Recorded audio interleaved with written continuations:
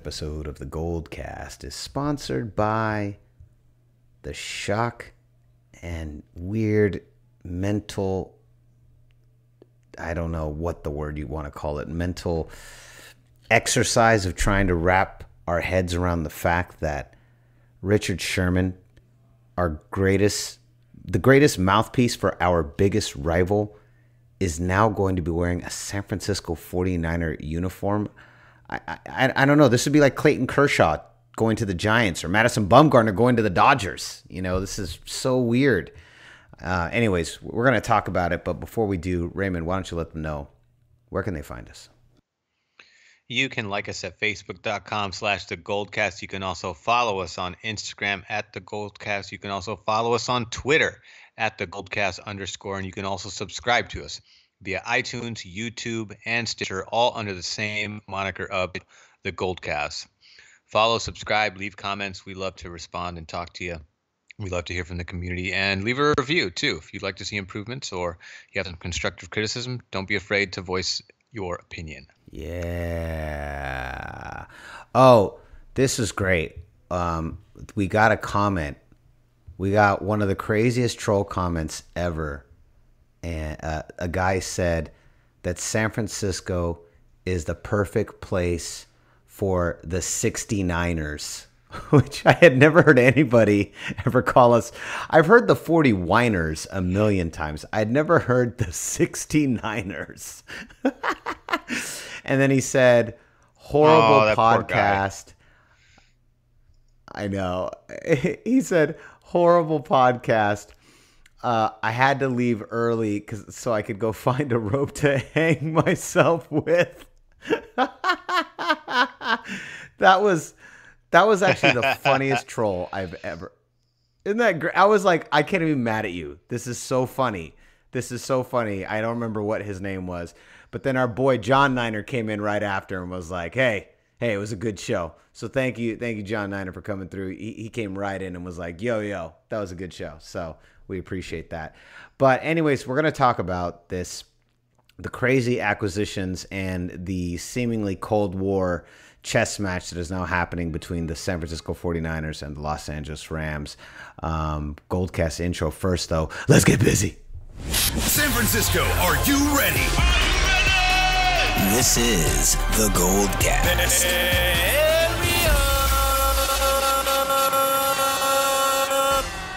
Boom! Welcome to another edition of the GoldCast. We are the voice of the Bay. I'm your host, Rudy Solis III, and with me is my brother, my co-host, Raymond Solis the first, baby. Boom! Dun, dun, dun, dun. All right, let's get back to this really quick. But no, Ray, isn't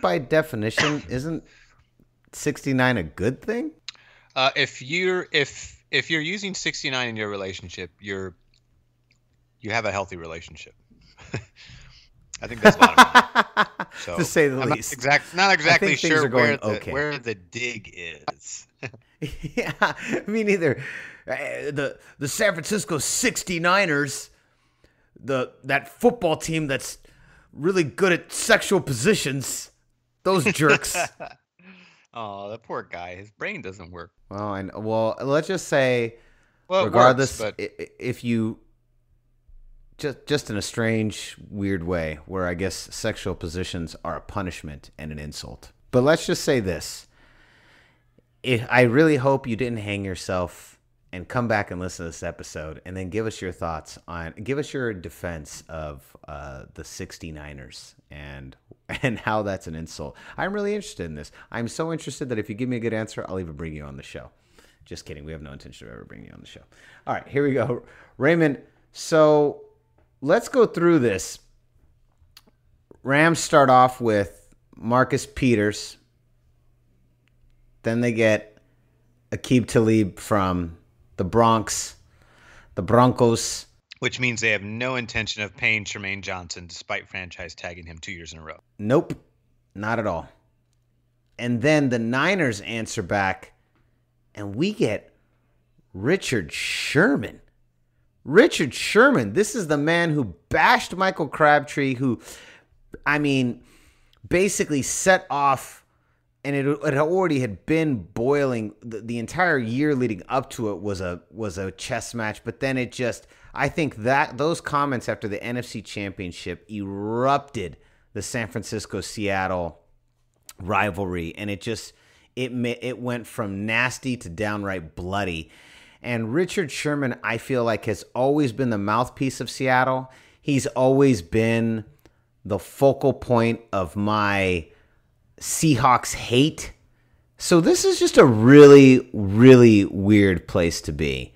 I'm not really sure how to react. We don't even know if he's going to be any good. Achilles tear is no joke. I just want to hear your thoughts. What are your thoughts on all of this? This is crazy. The Sherman thing is crazy. So the Rams are forced to do this because they don't have the cap space. So their only bargaining chip is their draft picks, which they already gave up a lot for the last couple of years just to get Goff. So they're playing catch up right now.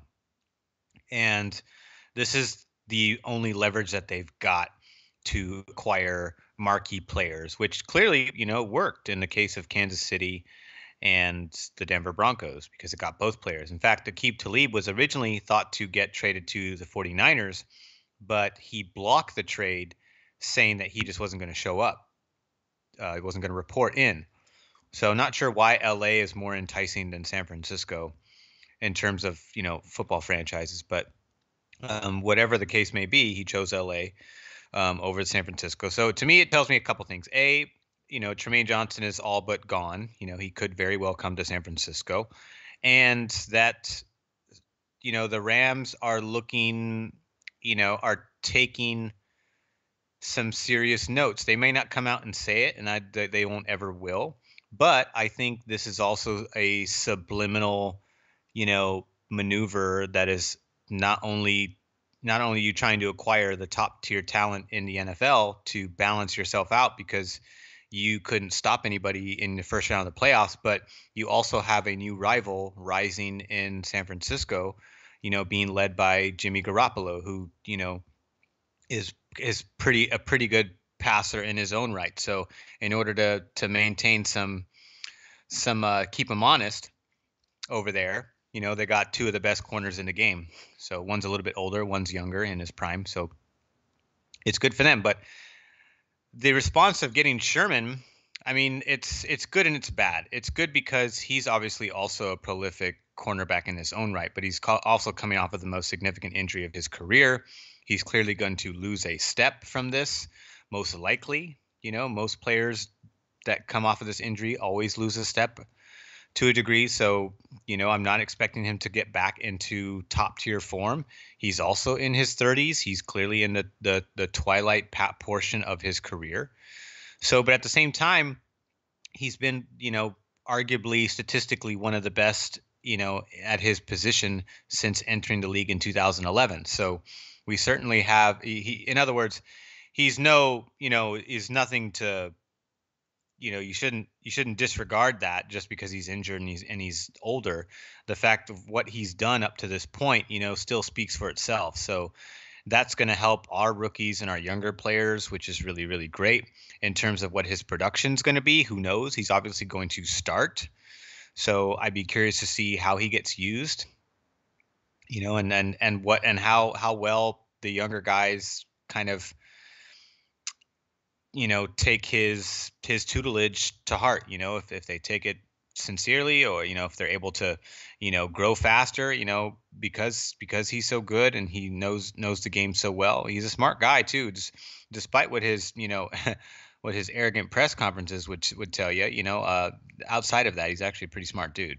So it's weird because I've hated the guy for years, and now it's kind of reminds the only thing that comes close to this is the Dion signing. Yeah, like how when he left Atlanta to come to San Francisco, that's exactly what I keep thinking of. It's weird because yes, same thing. Grew up, this whole decade just hating Richard Sherman. The thing I'm also concerned about is, there was a lot of fighting that always happened on the Seattle sideline. That was kind of part of their culture, and it's been part of their culture that whole time. Richard Sherman's such a vocal player. I don't know. I'm also nervous about him becoming, just a problem in the locker room. I don't know. I can't say, oh, well, he's the reason they fought on the sideline. But I mean, how many clips have we seen of Seattle screaming at each other on the sideline? They do this every year. There's clips of them every week of them yelling at each other on the sidelines. They've been doing this for years. And it just makes me nervous. I just don't want to see that kind of attitude brought to San Francisco, because that's not the kind of thing we need. And I know Shanahan's not the kind of guy that's going to put up with that. But what are your thoughts when I say that? Well, he wasn't the only person that, was part of that, those displays of, emotion, although he was certainly in the middle of most of them, for obvious reasons. He's super competitive. He's got a huge inflamed ego, like a lot of the players on that defense. So it's natural. But I think this injury is, I think it's humbled him in a way, knowing that he's kind of turned a corner in his career, and not necessarily turned a corner that's, that's going upwards anymore, so to speak. And so I think part of it is there's twofold. I think he's been humbled by the injury. He's coming to a completely different environment. This isn't even the same Niner team he faced, for the better part of his career. So all of that has changed. The players are different. The front office is different. The coaching staff is different. So there's no one on that team other than maybe like Joe Staley, that he's going to be familiar with, and Carlos Hyde maybe, that's about it. So everyone else is going to be new, and it's very different over there. It's a younger team. It's a hungry team. It's a team that was hot last year. So I think all of that is going to be different. It's not like he's coming into a team that's coming up together and, dominating and going to back-to-back Super Bowls together. And so there's this high degree of expectation. This is a team with less expectations than that. Obviously, that's the ultimate goal for every team. But in the case of the Niners, they're just trying to win game by game. They're not, Super Bowl or bust, every day, all the time in the locker room. So it's a completely different environment. And I don't think and like you hinted to, that Kyle Shanahan's not going to put up with that. It's that the culture in this 49ers locker room is so different that it's not really going to even give breath to the type of outbursts that we've seen in Seattle over the years. I hope you're right, and I think you're right. I agree. Let me ask you this. Did it make you nervous to see the Rams acquire Peters and Tuley? I was more surprised than nervous. I mean, for them to get two of the best corners in the game, I mean, you got to give up, they had to give up picks for that. So they're trying to win now. Because they don't have the capital like we do to kind of build, to sign a few players here and there and then supplement through the draft. They're like, no, we kind of have to give up the farm, give up the future to try to win now, because that's the position that they're in financially. So, but I was more surprised that they were able to get two really good players just like that. And that's what I was more surprised at. They both have pretty big attitudes that, tend to shine on and off the field. So I'm curious as to how well that's going to harmonize in LA, and if McVay is going to, have the cojones to keep those guys on a short leash. Yeah, that is going to be interesting. They are in a win now period. They're probably, I'd say 1 or 2 years ahead of where we are, but they're definitely in that win now attitude. It does make me nervous, but what the flip side is? The flip side is if Jimmy G can carve them up the way he did Jacksonville, then the legend of Jimmy G only grows. It just grows and grows. Exactly. And that defense is better than LA's. And he put up 40 points against them.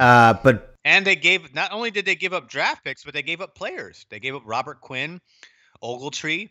Those are important components to the run game and the pass rush. So you've given up some players because you also want to sign your big star, your big defensive star, but you lose some of your ability to pressure and hold the run. So where you've gotten better against the pass, you've not only had to give up your future, i.e. draft picks, but you've also given up players that were, components of the core of that defense. So, it's not like a complete win for them. They had to give up. They had to give up some No. of the farm just to do it. Yes, and I like that. This is going to be this rivalry between us and the Rams. It is literally, I feel like I am reliving the early part of the decade between Harbaugh and Carroll, with both these two teams. Like anytime someone dropped, the other team would pick that guy up. I mean, it was just so intense. And you just saw two powerhouses stacking the box. You know what I mean? Just stacking it, just putting weapons in the chest and just going. And I think this year, I cannot wait to go head to head with Los Angeles, because this is the rivalry. This is the premier rivalry in the NFC West. They blew up the Legion of Boom.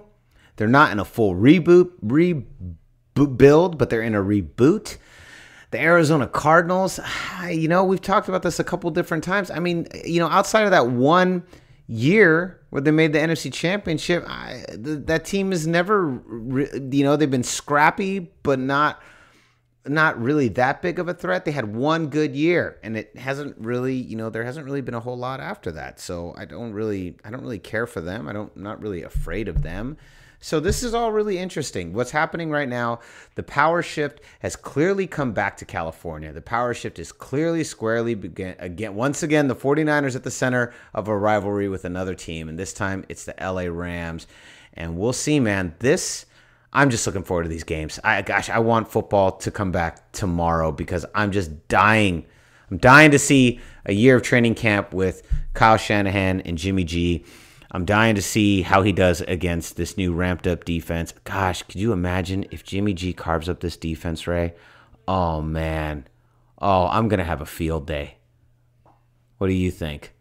If he carves them up, with what probably split the series. It's way too early. We'll give predictions in 5 months. But could you imagine? Let's just play fantasy.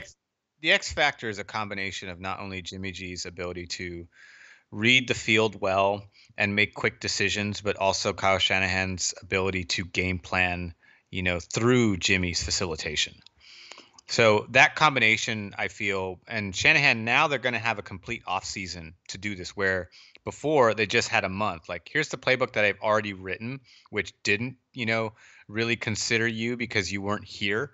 Now he's going to have an offseason to create and design plays. So there's still going to be an element of surprise, despite having, 5 games under his belt, with the 49ers on tape. There's still going to be an element of surprise that we're going to be able to, employ this season, because we're going to have a full off season to, add more wrinkles and refinements to the playbook, I say it like we're doing it, but I mean, Kyle Shanahan's going to have that ability. And I think that is going to, no matter who's at the other end, Kyle Shanahan's going to game plan you. He's going to game plan the shit out of you, and he clearly did a good job of doing that against the Jags. And even though he was playing a bunch of second and third stringers in the last contest against the Rams, we still, blew them out too. They're still pros, regardless of what pros are pros. Yeah. You're right, but Raymond, you do say we, and that's not inaccurate. The GoldCast, we get up. We're at Levi Stadium every morning at 6 a.m. Me and Raymond are in the dirt doing our side. I don't know what you other fans are doing, but that's what we're doing. We're there at 6 a.m. No one's talking to us. No one even knows who we are. Sometimes the police escort us off the field, but we're still there every morning at 6 a.m. doing our work. I just want to make sure that's clear to the GoldCast Nation. Yeah, that's true. We are there. So not sure how pleased they are with our presence, but we're there. But we're there. I've heard a lot of things lobbied at us. A lot of insults, and we've been arrested like twice. But you're not a real 49er fan if you haven't been arrested at least twice. That's what I always say. I've actually never said that before. Raymond, let's move on. Golden State Warriors, Houston Rockets, big weekend. Rockets are on that ridiculous streak. Houston loses. We have an opportunity in this 2-game stretch to take first, and the Warriors go down to Portland. They go down to the Timberwolves. and now they're 1.5 games back from Houston. Do you think, are we going to be able to take first back? Gosh, it's hard to say. I think it'll come down to the wire. If Houston's putting forth a huge amount of effort just to keep first place, like I've said before. And I think there's still a really good chance that they run out of steam just in the effort to get the first seed. That's going to end up being their undoing, as they get into the playoffs. That's what I think. I think that the Warriors still have the opportunity to get first place, the first seed, but I don't think they're stressing over it in the same way that Houston is. And Houston's, they had to win 17 games just to keep it that way. So I still think the Warriors got a chance to do it, but it's going to come down to the wire. Yeah. Well, here, let me do this. I want to read you the schedules. So here are the schedules for the teams. Let's start with our big rivals here, Mr. Rocket from Houston. Got them. They beat the Mavericks today. Tomorrow they've got Spurs. Then it goes Spurs, Clippers, Pelicans, Timberwolves, Trailblazers, Pistons, Pelicans again, Hawks, Bulls, Suns, whatever. But then it ends with Spurs, Wizards, Trailblazers, Thunder. That's the last 4 of the 6 games. Spurs, Wizards, Trailblazers, Thunder, followed by the Lakers, which, Lakers have been very scrappy lately, but, hardly a barn burner. And then they end with the Kings. So they've got coming up Spurs, Rockets, Pelicans, then Timberwolves, Trailblazers again, Pistons, Pelicans. Then they go through that kind of the little weak run right there, and then it pretty much ramps up and then closes out with Sacramento and LA. Now, Golden State, Lakers on Wednesday, then followed by the Kings, followed by the Suns. Then you got Spurs, Hawks, Jazz, Pacers, Bucks, Kings, Suns. Then they got the Thunder, the Pacers, the Pelicans, and that's a tough little stretch. Thunder, Pacers, Pelicans, and then it ends with Suns, Jazz. So clearly, our road to this final stretch here is much easier than the Rockets. But we had 2 games this weekend that we could have won, that we should have won, and we didn't. So it doesn't necessarily mean that just because we have the easier schedule that it's guaranteed that we're gonna run the tables and get first in the West. You know what I mean? Mm-hmm. Yeah. We do have an easier road, which is great, but I don't know if that's going to be the case. But I think that, like I said, they've been exerting a lot of energy, and I think us having the easier schedule is going to help us. That's why it's going to come down to the wire. This last schedule here, this is when it's going to come down to, and we have the advantage because we have the easier schedule. They have a tougher road. Okay, so let me ask you this. Do you think it even matters if we get the first place seed? Let's just say we get the second seed. Let's say they stay 1.5 games ahead, and it's just the way the numbers turns out. They lose a game 3 games from now, but then we lose a game 3 games from now, and it just kind of goes back and forth, and we end up, the spread ends up being, we're back by 2.5 games by when everything shakes out. What do you think? Do you think it even matters? It does, but it doesn't. If the Warriors get it, it matters to opponents. If the Warriors don't get it, it doesn't matter because the Warriors are equally good on the road as they are at home. So you think it doesn't matter? So we if we don't get it, then we take second, and we still have a significant amount of home field advantage. And then, we're probably going to end up facing the Rockets in the Western Conference Finals anyways, regardless. But you think it doesn't matter in the long run? No, I don't think it matters. Well, there you have it, folks. Raymond from the GoldCast, the greatest fanalist in the game. The greatest fanalist in the game doesn't think it matters. So, what do you guys think? First of all, we're too goddamn good. We are. I just get nervous. I always get nervous. None of this stuff's guaranteed. I get nervous. I'm one of those fidgety fans that gets, I overanalyze everything during the entire season. But here's a question. GoldCast Nation, what do you guys think? Do you guys think, first of all, do you feel like the power has shifted? What are your thoughts about Richard Sherman being with the 49ers? That's first and foremost. Secondly, who do you think the Warriors can take first, and does it even matter? That's the question. Does it even matter? So let us know in the comments. Tell us your thoughts. Share it with us. We love talking to you guys out there. Let's talk about those pesky 69ers and the Golden State Warriors. I think that about wraps it up for this weekend. But Raymond, before we leave, why don't you let them know where they can find you? You can follow me on Twitter at Ray Solis, and you can follow me on Instagram at Ray Solis1. Boom. You can follow me at Rudy Solis 3 on Instagram and Rudy Solis 3rd, Rudy Solis 3RD on Twitter. And so concludes another edition of the GoldCast. We are the voice of the Bay. I'm your host, Rudy Solis III, and with me is my brother, my co-host, Raymond Solis the first, baby. Boom. We'll see you next time. Same GoldCast time, same GoldCast channel. Bye, ciao. This is the GoldCast.